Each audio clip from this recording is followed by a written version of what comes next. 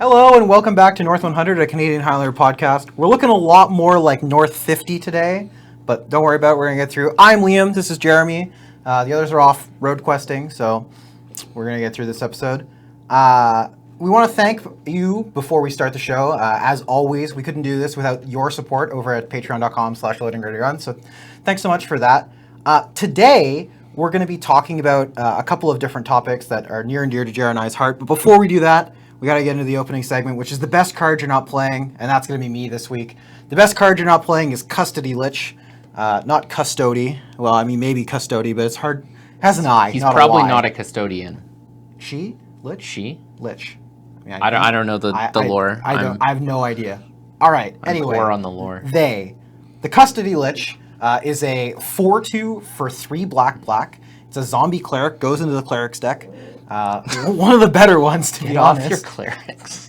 So this card says, when Custody Lich enters the battlefield, you become the monarch, and whenever you become the monarch, target player sacrifices a creature. So basically, you play this, you become the monarch, they sack a creature. The monarch, for those of you who don't know, is sort of like, I mean, it's a weird thing, right? It's like a state of the game where at your end step, you get a trigger to draw a card.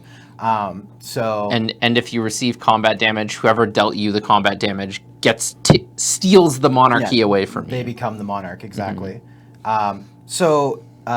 The monarch's a really interesting mechanic, actually, in that it was like designed for multiplayer formats and is kind of completely busto in ours. Yeah, it's definitely wasn't balanced based around 1v1 formats, and has even crept its way into Legacy with Palace Jailer in that format as well. And when stuff's getting into Legacy, you know it's pretty good. Made a big impact in Pauper. 4 mana 2/2s not often making the cut in Legacy, but yeah. So why is this card good? Well, for one thing, it's at worst it's a 5 mana removal spell, and you draw a card because they can't take. And you get a 4/2. And you get a 4/2, yeah, exactly. Because they can't take the monarch until their turn, so you're always going to be the monarch for at least one turn. And what's really nice about Custody Lich in particular is that it's maybe the best of the monarch cards at punishing people for taking it back.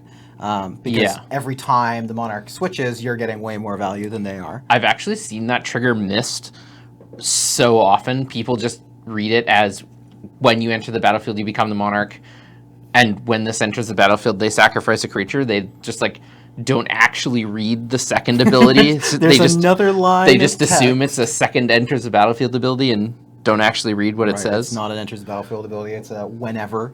Yeah, this card is also one of the most insane recurring nightmare cards you can assemble. So if you're already the monarch and this comes into play, do you get to make them sacrifice a creature? Yes. Holy. All right. Well, that's powerful. So anyway, this card, pretty sweet. I believe so. Quite cheap. Maybe don't quote me on it. Yeah, we'll check the rules on that one. Anyway, so quite cheap, sweet card. Get it into your decks. What kind of decks do you usually play it in? I mean, play it in like the mono black control deck, but I've even played it in blue black control. It's good in that deck. Black white control. It's nice in that deck. Can definitely play it in the Rock. The Rock, yeah, likes that card. That's true. Basically, anything that's casting 5 mana black spells with double pips is like. Yeah, and definitely look to get it into any deck with recurring nightmare.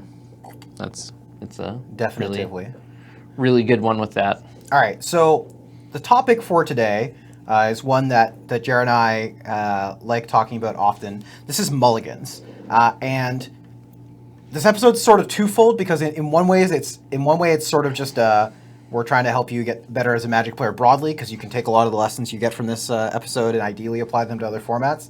But also, at least locally in Victoria, mulliganing is doubly important because of the way the mulligan system works. Yeah. So to really quickly review before we talk about all this, to give you context, in Victoria at least, we have a house rule where the mulligan system for Canadian Highlander is you get your 7, then if you mulligan, you go to 6, then if you mulligan again, you go to a second 6.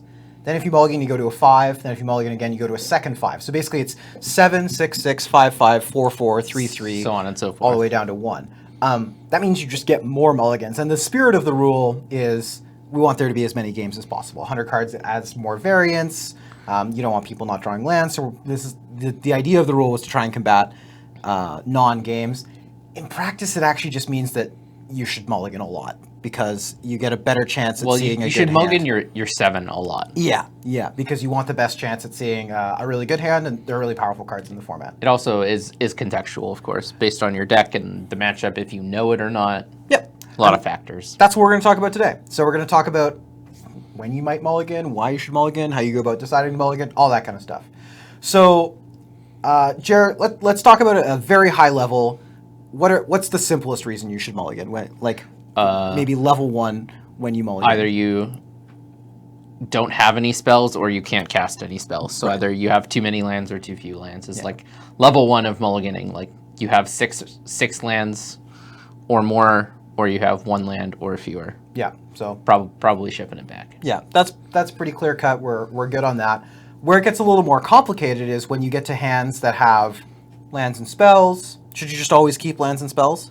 No, this is sort of level 2. It's the most common mistake, especially made by newer players. They see their hand, lands, maybe even a couple castable spells, some more expensive spells for the later game, but they don't take the context of either their deck's game plan into account, or maybe if they know the matchup, they don't take the matchup into account. So they don't account for the external factors. Right. And so when we're talking about your game plan, the biggest thing that you want to do, and I actually wrote an article about this maybe a year ago now, that you could find on the Canadian Highlander webpage about mulliganing in Highlander. But one of the really important things to do when you're mulliganing a Highlander is figuring out what the game is about. And actually, if you want to just like get better at games broadly, I've discovered this is like a magical technique, is you should just like look at the game like before or in the middle at any time. Just ask yourself the question, what is this game actually about? Because we've just talked about it. There's level 1 of like, I want to be able to cast my spells, but you want to be able to get to the sort of like higher levels of what actually matters, what's actually significant. And so when you're thinking about mulliganing, that's actually just a microcosm of that. You want to evaluate how this game's going to go, what your deck's trying to do, what your game plan is in this game, and then evaluate your hand in that context. Exactly. Yeah. So talk about game plans for me. What are some different game plans that different decks might have? So there's 2 general camps I'm going to put game plans into. Either your general game plan is reactive or proactive. So an example of a reactive game plan is white-blue control. That's one of my favorite decks to play. And it's sort of hard to look at a game plan for white-blue control since your game plan is entirely based around stopping your opponent's game plan. Right. So you're reacting to what they're doing and hoping to stymie their progression. Whereas a proactive game plan, the most obvious example is a mono-red deck. Your proactive game plan is to just reduce their life total with all the resources you have available, your cheap creatures, cheap burn spells. Sometimes you need to get your burn spells to point it at creatures, but you're just trying to get them from 20 to 0 as fast as possible. Okay. And so when you're looking at a game plan, or when you're looking at your hand, let's say you know the matchup. How does that inform your choices? And so, especially with reactive decks, knowing the matchup is super important, because that some of your reactive cards will be good in certain situations in certain matchups, and some of them won't. That's just the nature of reactive cards. Like, you don't need Wrath of God against the no creature combo deck, whereas you don't necessarily want a hand of 4 counter spells against the mono red aggressive deck just because they're going to be too slow. So you have to make sure when you're a reactive deck and you know the matchup that you're keeping hands where your answers line up against their game plan. And when you're on a proactive deck, you need to make sure sometimes your threats are really important, which ones you present and the order you present them. Like, for instance, if you're a mid-range deck against a control deck, you're really looking for like fast planeswalkers. You're looking for cards like Thrun the Last Troll. You're looking for things that are really going to tax their answers and make it really hard for them to answer the things you're presenting. Fair enough. Does that mean that proactive decks have a wider range of keepable hands than reactive decks do, or how does that manifest? It sort of depends on how the decks are built, but I think in general, yeah, proactive decks are going to be able to keep more hands than reactive decks. And sorry, when I say a range of keepable hands, what I mean is, like, for some decks, you need very specific things. And so, like, let's say you're playing a very all-in combo deck, so like Tin Fins, for example, your range of keepable hands is a lot more narrow because you need very particular things in your opening hand to be able to win, versus a deck like Mono Red, which can look down at a hand of 2 lands, some castable spells, there's more of those hands that exist, basically. Yeah, and the reason I think proactive decks get more capable hands is because I think it's easier to build a highly redundant proactive strategy than a reactive strategy. Yep. All right, so let's talk getting better. How do you get better at mulliganing? How do you get better at evaluating game plans and evaluating what games are about? So I think the biggest level up is just trying to take your time and not just instantly keeping or mulliganing your hands. You have to look at them and really, really try to figure out. We've talked in a couple previous episodes about realizing what your deck's game plan is, realizing how it sort of lines up against various other matchups. And especially once you know the matchup and you know your deck's game plan in that matchup, just once you look at your hand, trying to like sort of visualize how the game will play out. And once you get enough reps on a deck, you'll be able to do that better and better. You'll be able to sort of figure out how the games are going to go and how certain hands will line up against a deck. And just being able to do that is so paramount, and being able to mulligan correctly. Yeah, super valuable. So big things you can do: play the same deck for a long time, or not necessarily a long time, but play the same deck a lot. It's going to help you evaluate whether cards are good or not in matchups. I mean, some of them are very obvious, but some of them aren't, right? Like in Highlander, since you have maybe 65 odd spells in your deck, like maybe the top 10% of those are going to be home runs that are obviously very good in the matchup, but like greater than 50%, you actually just have to figure out whether you actually like that card or not. Working out whether you like having Ponder against the green-white aggressive deck is not necessarily intuitive, right? Like you can make arguments for it either way probably, but you don't know if that's necessarily a card you want. Based on our experience, I think you do want it. It's pretty good, but yeah, but you have to figure that out. It's not obvious. And another thing you have to consider is whether you're on the play or the draw for some hands. That'll play into account a lot. Like for example, taking your last example, I really love Ponder on the play always. Yeah, Ponder on the play always. In some matchups, Ponder on the draw is actually just not what you want to be doing. Like just too slow. It's often still very good, but in like a few select matchups, just like you'd much rather have the action already. Yeah, you don't have time to go look for it. Yeah. So when we're talking about mulliganing, it's important to keep in mind in Highlander that we get this second six. So how does having a second look, or even having two looks at a 6-card hand, impact the way that you make choices in Highlander? All right. So especially with Highlander, where you have pointed cards, which are typically like extremely powerful, you're somewhat incentivized.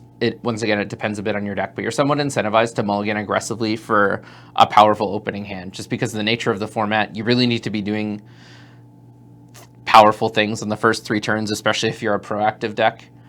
So mulliganing for a Mox hand in an aggressive deck is often something you'll see them doing, like trying to get it so they can go 2-drop, then 3-drop, especially on the play, is a really important. Yeah, and one thing that'll happens is that, especially in games where you know the matchup, since you have more mulligans, you're incentivized to look for cards that work, right? That actually do things in the matchup, and not just look for cards that kind of pedal along and hope to sort of that the top of your deck is kind to you. So one player who I think is really good at this is Pat.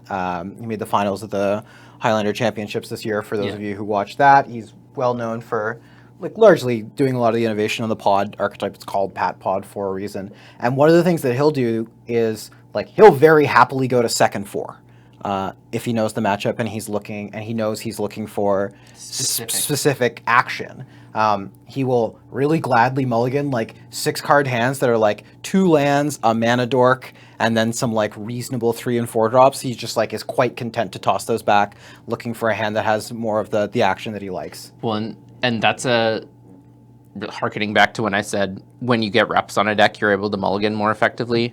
He's played this deck so much more than everyone else, and he's just able to make those mulligan decisions because he's played every matchup, and he knows exactly how the matchup's going to play out, and he knows whether or not a hand is going to be capable of winning him a game most of the time. You obviously can't look at a hand and know whether or not you're winning for sure, yeah, but he knows just by looking at it. Yeah. And so one other piece of advice I would give is one of the things you're going to do when you're evaluating your game plan in the context of your hand. So you open up your opening hand, you look at it, and you're going to have like 7 cards or whatever.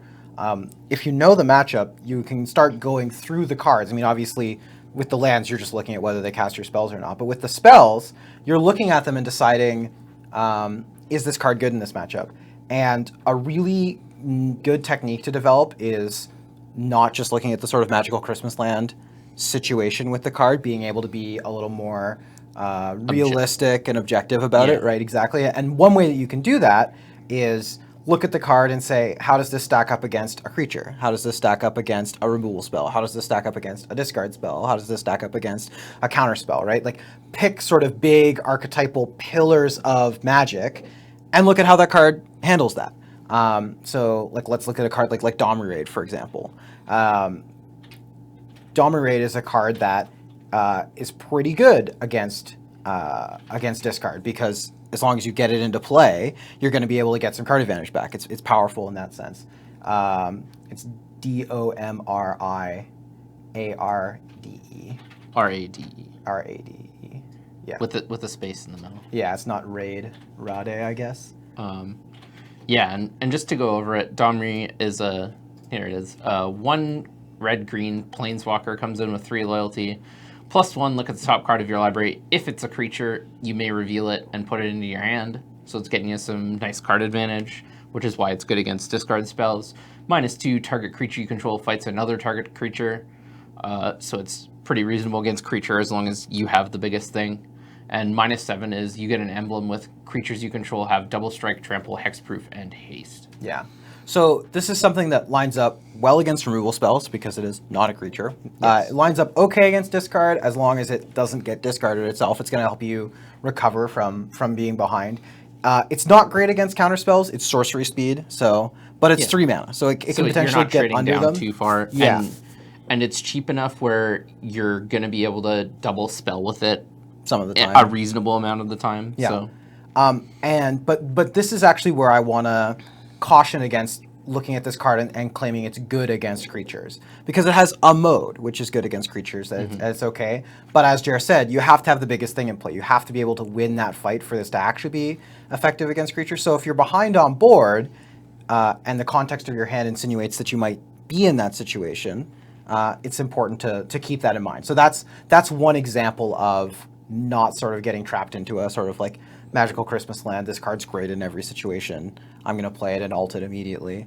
Yeah, and going back to looking at what your spells actually do as opposed to just looking at lands and spells, Domri is a really good card because it's really polarizing in what matchups it's good in. Yeah. It's really, really, really good against control. That's why it's in your deck. It comes down early enough that you can maybe sneak it under a counter spell, and then it's just going to sit there and likely ultimate, and then they're likely going to lose to it. It's really not good against aggro, as you mentioned, just because it's not good at dealing with the board when you're behind on board. It's also likely too slow against combo. Yep. It's just not going to do enough, and it's pretty good versus mid range. It's like it's contextual. Yeah. Against mid range, almost everything seems to be contextual. Yeah. Because they play on both halves of the board. It's like not a card I'm sad to see in a mid range matchup. Yeah.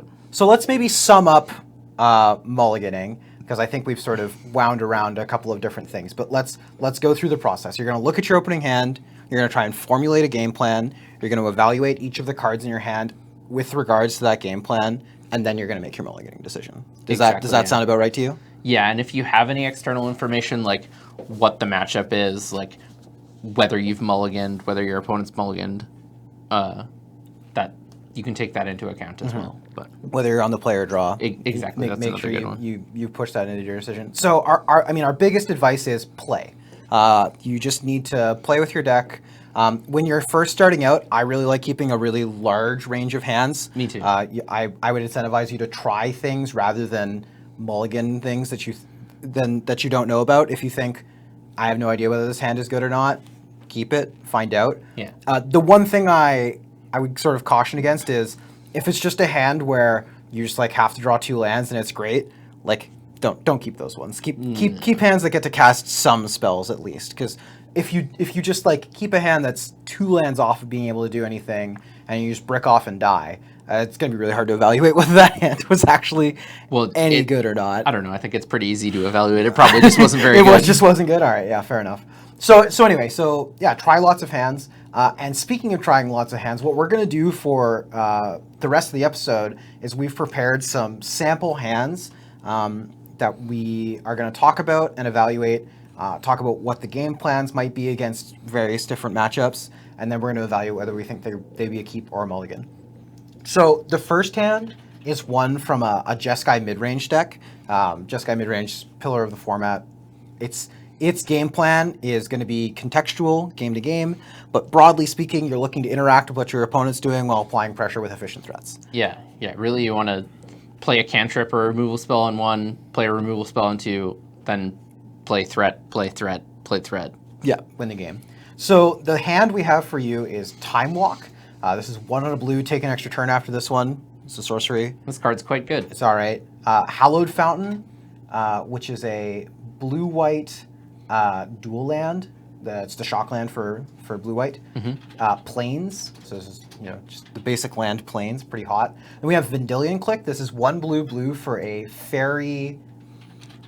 I think it's a fairy wizard. I think you're right. It's definitely a wizard. I was going to call it a rogue and talk about how good it is in the Prowl deck, but it's only kind of good in the Prowl deck. Yeah, it only turns on about half the Prowl cards, maybe. So this is a flash flying 3/1 that when it enters the battlefield, you can look at a player's hand, and then actually you make them reveal. You can it's look because you don't have to reveal your own hand if you choose yourself. So you look at a player's hand and then you can choose a card from it. They reveal it, put it on the bottom, draw on one. The card gets revealed. Though. Yeah, the card gets revealed. Non-land. If you choose a card. If you choose a card, you don't have to. Flame Slash, which is a single red for sorcery speed 4 damage burn spell to a creature. Pretty good. And then Jace the Mind Sculptor, well-known sculptor of minds. Known to win a game or two of Magic. Yeah, so this is 2 blue for a planeswalker that upticks to Fate Seal your opponent, so you look at their top card, you can put it on the top or the bottom. It zeros to Brainstorm, so draw 3 cards, put 2 back. From your hand, doesn't have to be from among those 3. -1 is just unsummon bounce creature, and -12 is you win the game. They exile everything else, and then their hand becomes their deck. Yeah, functionally reads you win the game. They die, and it has 3 loyalty.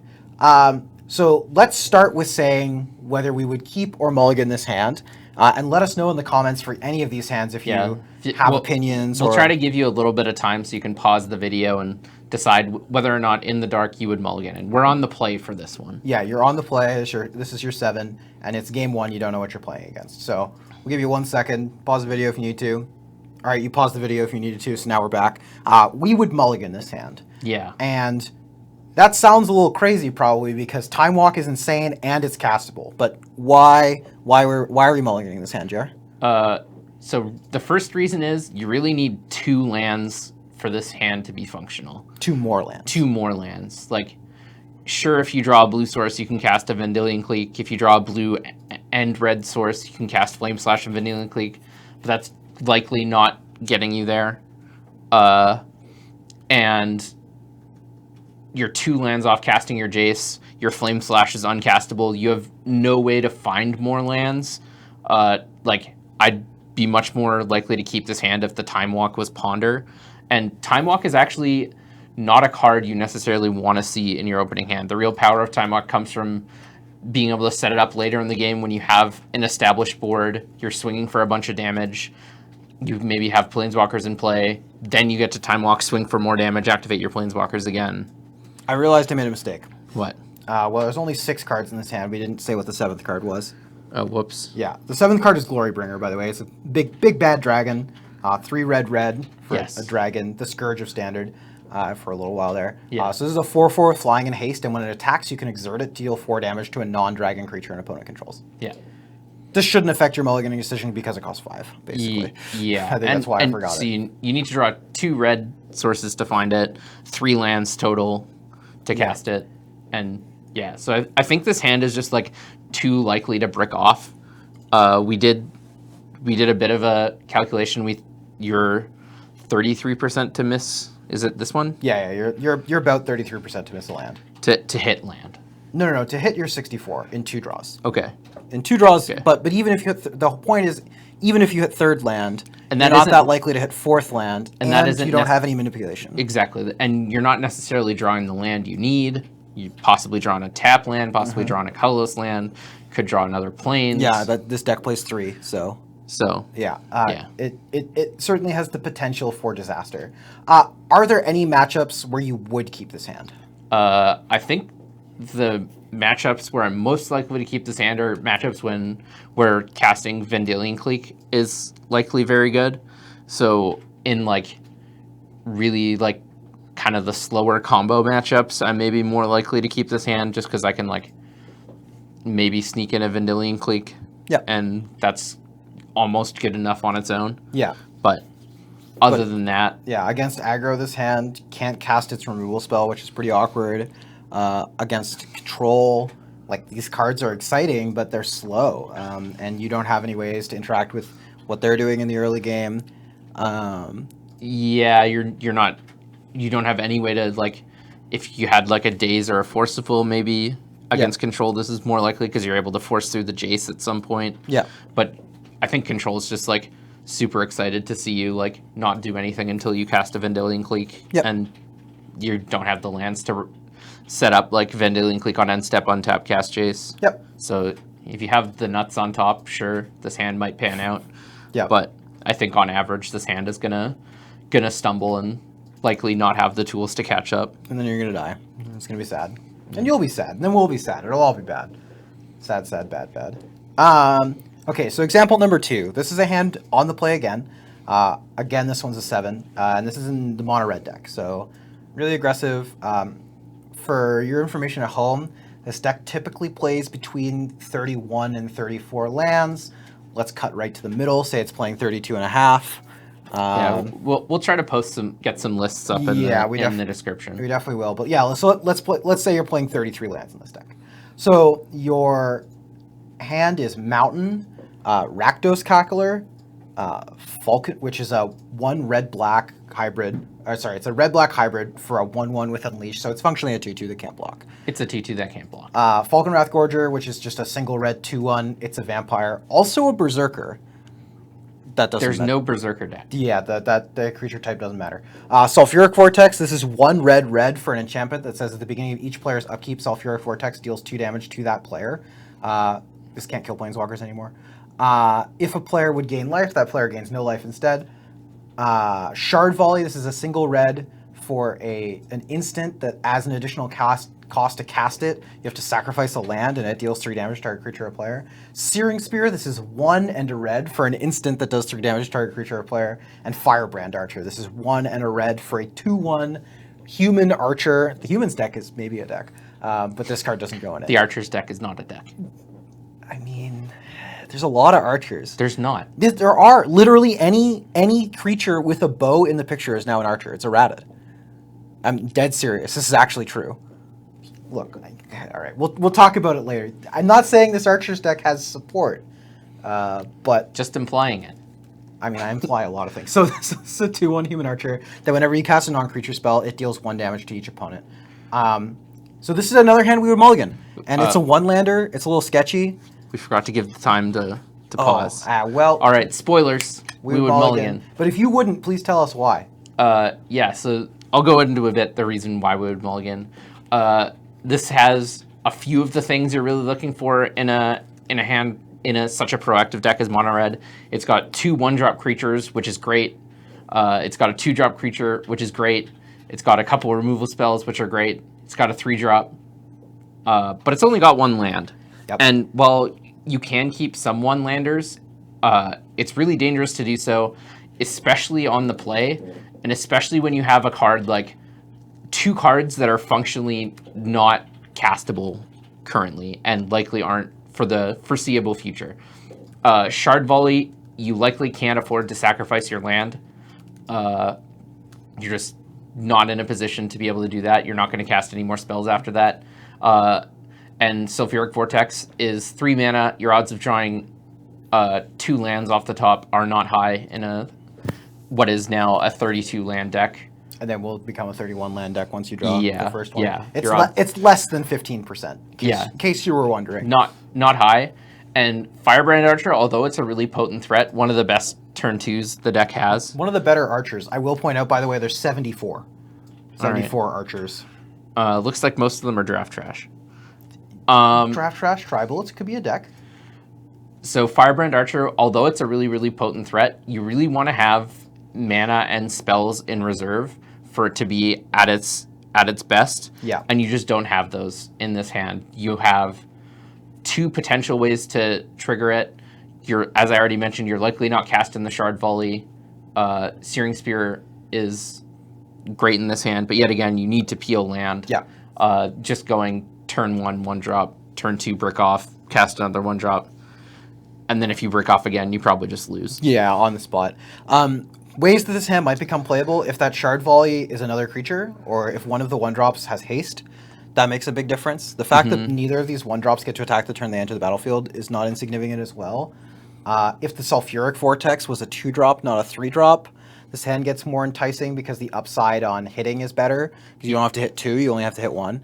Yeah, so just because the Sulfuric Vortex and the Shard Volley are like close enough to just not functionally being in the hand, we think we'd rather see a 6 twice than stick it out with the 7. That's honestly the biggest thing too, is that you get 2 looks at 6, and Mono Red is maybe one of the biggest examples of a deck that wants to keep as many cards as possible because it is sort of just a 7-card combo deck. It's looking to cast 7 Lightning Strike or Lava Spikes and just 21 you that way. Yeah. So density matters, and Mulliganing in Mono Red sucks. You try and does. play a consistent version of the deck so that you don't have to mulligan. But it's important to be able to make those hard decisions, and this is one of those ones. And the deck is so redundant that it actually does mulligan all right anyways, and it does have a few of those power cards like Price of Progress, like plays a couple 4-damage burn spells like Exquisite Firecraft that you're just able to power through even with the deficit in cards anyways. The deck is just so strong. Yeah. Is there a matchup where you might keep this hand? Like some matchup where having like 1-drop, and Sulfuric Vortex is like maybe the most important card? I was thinking something like against like maybe like blue-white control or something where I was gonna say where Vortex is so important. Maybe, but I honestly think that you're so unlikely to cast it on turn 3, and they're so likely to be able to deal with your board of 2 1-drops that like it's just not worth it. Fair enough. Okay. All right. Well, let's move on to hand to number 3. So this is a Scapeshift hand, and it's on the play. So Scapeshift, really quickly, we're going to be talking about, there's 2 different ways you can build this deck. And we've talked about this before. One is sort of a rug, kind of like mid-range control, get him with Scapeshift at the end deck. And the other is a 4-color, more all-in on the combo version. I think this version is better. I agree. But enough about me. But that's the version we're going to be talking about. So again, we'll have a list posted. So the hand for this one, you're on the play again. It's Ponder, aforementioned. It's Kadama's Reach, which is a 2 and a green sorcery. It's arcane, in case you were interested in splicing. Get your splice on. Yeah. Which says search your library for up to 2 basic land cards, reveal those cards, and put 1 onto the battlefield tapped and the other one into your hand, then shuffle your library. 3 visits. So this is 1 and a green for a sorcery that says search your library for a forest card and put that card onto the battlefield, then shuffle your library. Worth noting, it comes into play untapped. It's great. And it doesn't say basic forest. It does not. Forest card. Can be Tropical Island, can be Breeding Pool. Heck, if you want to go get a taiga, go nuts. Bayou. Yeah. Yep. Scalding Tarn, so this is just the red-blue fetch land. This can go get, for 1 life, can go get you an island or a mountain. Then Sky Shroud Claim. This is 3 and a green for a sorcery that says search your library for up to 2 forest cards and put them into play, then shuffle your library. Again, same thing as 3 visits. Except double. Into play. Can be any kind of forest. Twice as good. Yeah. Clearly. And then the last card is Clutch of the Undercity. So Clutch of the Undercity is 1 blue for an instant. Or sorry, 1 blue black for an instant that says return target permanent to its owner's hand. Its controller loses 3 life. Now this is a really good aggro card. You get to tempo people out and deal damage. Now I'm gonna let you finish. So you're playing this exclusively it also transmutes. for the transmute. Yeah. And you get to pay 1 blue-black, discard this card, and put Scapeshift into your hand from your library. It goes and gets a 4-drop. So Escape Shift is the obvious reason why you're playing it. Worth noting, this is not an ability that can be countered. So this is great to do on turns where the Your control deck opponent's is like clearly leaving up counter magic, and you're just like, I'll tutor with impunity. Yeah. So we'll give you a second. I won't screw the pooch this time.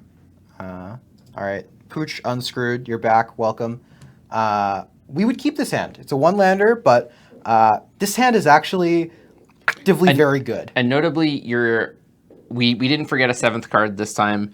It is a mulligan to 6, so you also get a scry. Yes, that's correct. Yeah, we can keep this hand, and actually this hand's really good. So we're gonna hit you with some math really quick. You're 92% to hit a land in this with this hand. That high? It's that high because you get a scry, you get a draw step, because you for your second turn, and you get 4 looks with ponder. So you got 6 looks in a 38 land deck, and you actually only need 1 success. This is the second important thing about this hand. Yes. Because you have 3 visits and Kodama's Reach. If you hit second land, you're hitting 4th land because 3 visits lets you cast Kodama's Reach, and then if you hit 4th land, which you will, You're up to 6. you have to hit 6 with Sky Shroud Claim. You only need 1 more. Yeah. And it'll be in your hand because of the Kodama's Reach. And then you can transmute your clutch, and you already have Escape Shift in your hand. So this hand is like, if you scry land to the top with this hand, you're like very likely to be killing them on turn 5. Yes. And it's even possible you could kill them on turn 4. I think. No. Sounds believable. Turn 2, 3 visits. Turn 3, Claim. Turn 4. Yeah, you could kill them on turn 4. I'm wrong. Yeah. Yep. So anyway, you could potentially if turn you just 4 run your off opponent. lands, that's all you need to do. So you're really high odds to hit a land, and you only need to hit 1. That's the biggest reason why this hand's very keepable. Let's talk about, we've talked about what the game plan is with this deck. This deck really clearly has its game plan lined up in this hand, right? Because the game plan is ramp, then cast Escape Shift, and you have both those aspects. You're a linear deck. You only have 1 plan. At least in the builds I've played. I know other people have tried to put other plans in the deck. Well, there is another plan. It's cast Madcap Experiment, but this also does that great. So That's true. If you're against the deck where Madcap's better, you can Madcap them.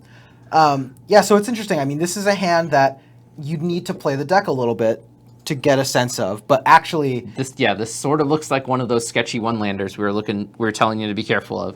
But if you actually think about it, with the scry, your draw step, you get 4 looks off ponder, and the rest of your hand is just set up to give you the lands you need in order to operate. This hand's actually a pretty easy keep. It's actually just like an insane hand. Yeah, it's actually just not especially close, which is a shame. We should have made this harder, I guess, but that's okay. If you said you would mulligan this hand, speaking of, fair enough, not unreasonable. I can see how there only being 1 land is a big turnoff for a lot of people, and a lot of people just sort of have a policy of not keeping 1-landers because they think they're too sketchy. But I would implore you to look at the fact that this hand functionally only needs 1 land to hit 6 to sort of like negate those feelings that you might have. And it has tools enabled to find. Yeah, exactly. All right, let's do 1 more. Would you like to do this one or this one? Let's do this one. Yeah, let's do that one. So the last hand, this hand is a green-black rock hand. This is a hand that you're taking on the draw, and it's your 7. It's your first hand. So the hand is Thoughtseize. This is a single black for a discard spell. It says target player reveals his or her hand. You choose a non-land card from it. That player discards that card. You lose 2 life. Card's really good. It is very, very good. Infuriatingly so. Second card is Duress. This is a single black for target opponent reveals, I guess it's their hand now, and you choose a non-creature, non-land card from it. That player discards that card.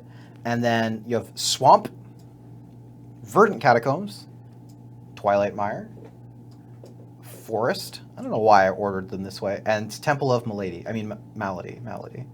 God, that joke is hard to get out of your head. I just never said it, so Yeah, I fair enough. So Temple of Malady, this is a green-black. This is the green-black scry land. Twilight Mire is the green-black filter land, and Verdant Catacombs is the green-black fetch land. Yeah, so your mana is insane in this hand. Great. Not gonna have any problems with that. We'll give you a second to think about it, whether you would keep this hand or not. All right, we're back. You've thought about it, or you just kept playing the video. Either one's fine. Jared, what are we doing with this hand? In the dark, we're mulliganing this one. Okay. It's just doesn't have quite enough action. And there's a lot of matchups where 2 discard spells just aren't going to cut it. Your mana is great. You do have the Temple for a Scry, but you still just have the chance to brick off and not draw action. There are definitely matchups where I would keep it. Like, if you know you're against a combo deck, this hand is about as good as it gets for the rock. Like, double discard is exactly what you want against combo. Like, you don't have a lot of cards that are great against combo, and these are 2 of them. All right. Let's say you did keep this hand in the dark. What does it need to get better? Like, you're scrying with Temple of Malady. What are you looking for to improve it? So it's sort of matchup dependent, but generally you just want a proactive thing. So likely a Planeswalker. Okay. Or a solid creature that's just going to start generating you value. Like a Sylvan Library would be pretty great. Mm-hmm. That's fair. Something like that. So the reason, I think the biggest reason why we've mulliganed this hand is there's like a sort of category of matchup where it'd be good. Against combo, it would probably be fine. But there is just the chance for you to brick off and die. If you see, and the rock runs into this wrong half of their deck problem often, and this hand has not enough ways to mitigate that. Mm-hmm. And you're already starting really slanted towards one half of your deck. So if you draw more of the anti-combo kind of discardy sort of things, but that's not the right matchup for them, you're just gonna die. And this hand has the likelihood to just put you so far behind on board. You need to be drawing a very small percentage of your deck. Like if I keep this hand against a creature deck, I'm thinking I'm gonna need to draw a Wrath like stat, and if I don't, I probably just lose. Probably over. All right. Well, fair enough. Well, that's going to conclude our examples for today. A little bit of a shorter episode, but we thought this was pretty heavy. Yeah, a lot of information to get into your heads, and there's only 2 of us. There's only 2 of us. We didn't want to bombard you. Yeah, just a bunch of reasons. But we still have our concluding segment. This is Powerful Magic. All right, so Jer's doing Powerful Magic today, unsurprisingly. What do you got for me? All right, I have a tail. I was playing High Tide, a very linear combo deck. You have a tail? Yeah, a tail. Oh, with an A and an L. And an E. That's the important letter, I suppose. Not an I, though. No. Not a tail as in a thing that you can wag. No. I was playing, anyhow, I was playing High Tide. I was in the 1-0 bracket. And I had won my first match in the natural fashion. I High Tide, generated infinite mana with Palancron, Blue Sun my opponent for 100,000. Perfect. Next game, I made some black mana in there and tendrils them. Right. Very, very typical kind of stuff. Typical High Tide.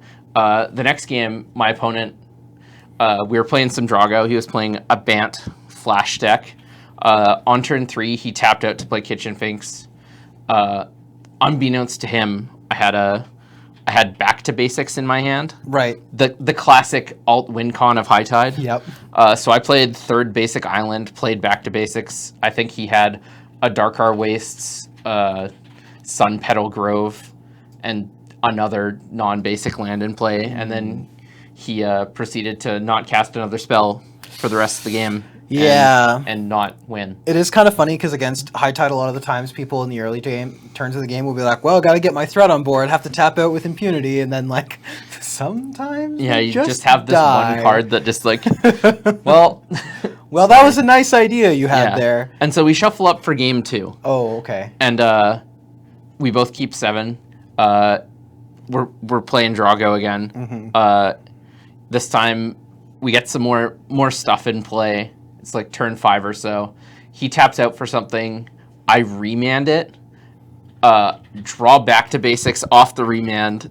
Look over. He once again has no basics. So I just get to untap, play Back to Basics. Wow, that's a powerful combo deck you built here, Jared. And yeah, my linear combo deck turns out it has a new 1-card combo in it. Linear combo Back / prison deck. Back to Basics in your opponent's lands. Yep. Potent. Yeah, so that's a good story. I like High Tide a bunch. I love that deck. It's fun to play. Not It is. not as much fun for your opponents. Yeah, almost always. And when I drew Back to Basics, I like thought, I didn't say it out loud, but I thought in my head, I was like, man, we were having such a good game. I was gonna have to work out how to sequence these spells around your counters. You had some flash threads. I had High Tide in my hand. I had a way to find Time Spiral. Right. Oh god. But- and then it just all got ruined by the fact this Back to Basics card is great. Yeah, and that's like in the Highlander High Tide. That's like what you're looking to do every time, basically, is cast High Tide into Time Spiral and go from there. Yeah, that's fair. Untapping with 12 mana and 7 cards is Usually enough minimum. to Is win the usually game. usually Yep. good enough. Well, that's going to be our show for today. So we appreciate you watching. A reminder, next week it's actually just going to be Jer and I as well, plus maybe a special guest. Still trying to work that out. It's in the works. TBD. Our Timid. people are talking to their people. We're shaking out the contract. I'm not a very good negotiator. Yeah. We need some kind of shrewd negotiator, probably. Or a shrewd negotiation. That's the Kaladesh card, right? Yeah. All right, I'll have to go get 50 copies and drop them on this person's doorstep. It's the perfect plan. Shrewd negotiation. I'm not sure that's a All right. shrewd negotiation tactic. It's probably not. Anyway, so thanks so much for watching. We'll be back next week. A reminder that this show, and just like every other show brought to you by Loading Ready Run, is brought to you by you with your support over at patreon.com/loadingreadyrun. So thanks so much for that support. And without further ado, we'll see you next week. Later.